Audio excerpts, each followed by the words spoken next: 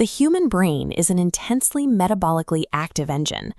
As neurons fire, they continuously secrete toxic metabolic waste products, specifically proteins like amyloid-beta and tau, directly into the surrounding interstitial fluid. In the rest of the human body, a network of lymphatic vessels collects and removes this kind of cellular waste. The central nervous system completely lacks these traditional lymphatic vessels within its dense parenchymal tissue. Instead, the brain relies on the glymphatic system. This is a highly specialized, brain-wide perivascular network that wraps around blood vessels, engineered specifically to flush neurotoxins out of the cranium. Clinical evidence now points to cardiorespiratory exercise as a targeted biological intervention capable of mechanically regulating and preserving this fluid network. We are going to map the microarchitecture of this clearance system, examine the mechanics of how it degrades as we age, and analyze the specific physiological pathways through which physical exertion reverses that decline. Understanding these fluid dynamics reframes physical activity.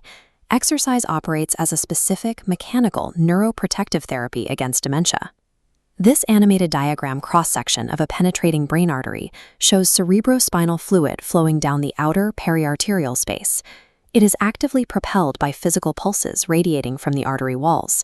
This cardiac and respiratory expansion creates the perivascular pump, forcing fluid deeper. The barrier between this incoming fluid and the brain tissue itself is formed by astrocytes. These glial cells possess specialized extensions called end feet, tightly ensheathing the brain's vasculature, acting as gatekeepers. Zooming in, we observe highly polarized aquaporin 4 water channels clustered on astrocytic end feet. These ensure water selectively passes from the perivascular space into the brain tissue. This fluid washes through the parenchyma, collects neurotoxic waste, and drains outward into meningeal lymphatic vessels. Glymphatic clearance relies entirely on two mechanical requirements: the physical arterial pulse pressure to drive the fluid, and precisely positioned AQP4 channels to let it through. This plumbing system does not operate at full capacity while we are awake. It is highly state-dependent, opening its valves predominantly during the deepest stage of non-rapid eye movement sleep, known as NREM3 slow-wave sleep. This split-screen visual illustrates the mechanics of that state. On the left, an EEG readout captures the synchronized high-amplitude neuronal firing of NREM3 delta waves. On the right, we see the corresponding brain tissue. This sleep stage is defined by infra-slow norepinephrine oscillations.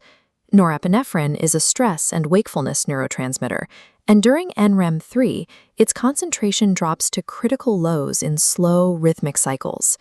As shown on the right, when norepinephrine levels plummet, the extracellular space between the brain cells physically expands. This drastic reduction in tissue resistance creates a physical pathway for a massive surge of cerebrospinal fluid to clear out the day's protein buildup. During wakefulness, high circulating levels of norepinephrine keep the extracellular space tightly constricted, effectively shutting the clearance valve and prioritizing neuronal firing over waste removal. Because sleep is the primary mechanical trigger for this fluid flush, chronic sleep disruption acts as a direct mechanical driver of neurodegenerative disease, allowing toxins to permanently settle in the tissue. This diagram outlines the specific physiological factors that compromise brain clearance. Looking at the upper quadrants, aging and poor vascular health lead directly to arterial stiffening and hypertension. When artery walls become rigid, they physically blunt the perivascular pump. The loss of elasticity means weaker pulsations, immediately slowing the volume and velocity of fluid being driven into the brain. At the microscopic level, the aging brain undergoes reactive astrogliosis. This is a defensive but damaging cellular response, where astrocytes change their morphology and function due to stress or injury. Returning to the diagram, the cellular consequence of astrogliosis is AQP4 depolarization. Water channels detach from the astrocytic end feet, crippling fluid intake.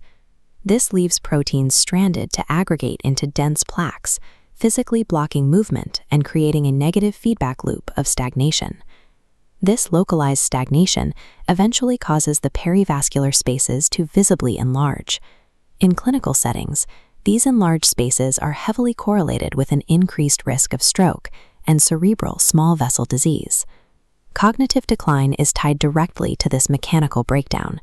the pressure gradients fail, the cellular gates collapse, and the brain loses its ability to clean itself. This model maps how cardiorespiratory exercise reverses glymphatic stagnation. Chronic training lowers resting blood pressure and restores elasticity to the arteries, physically repairing the perivascular pump. Exercise also lowers basal norepinephrine and increases NREM3 delta wave intensity, strengthening the neurological trigger opening nighttime glymphatic valves. This table shows exercise outcomes in Alzheimer's model mice. 5 weeks of running increased AQP4 expression and repolarized channels to astrocytic end feet. This restored fluid gates, attenuated amyloid-beta burden, and improved spatial cognition in 5-month-old mice, but entirely failed in 9-month-old mice. In the older mice, reactive astrogliosis and protein deposition were already entrenched. The physical architecture of the cells was too damaged to respond to the mechanical stimulus of exercise. There is also an acute versus chronic paradox to manage. During a workout, high circulating stress hormones actually suppress glymphatic flow. The clearance capacity only upregulates permanently while the body is at rest, recovering from the exertion. Exercise operates as a potent multimodal intervention that restores the brain's microplumbing. But to be effective against dementia, it must be deployed as a lifelong preventive strategy, long before late-stage pathology dismantles the network. This split-screen comparison highlights a major hurdle in glymphatic research. Translating rodent neurobiology to human medicine requires a high degree of skepticism. Human astrocytes exhibit much more complex branching than their rodent counterparts. Furthermore, foundational rodent data relied heavily on chemical anesthesia, which alters neuromodulatory tone and does not perfectly replicate the hemodynamics of natural sleep. Measuring this system in living humans is technically difficult. The gold standard method, intrathecal gadolinium MRI, requires injecting contrast directly into the spinal fluid. It is highly invasive and entirely unsuitable for routine human trials. Despite these obstacles, non-invasive imaging is advancing.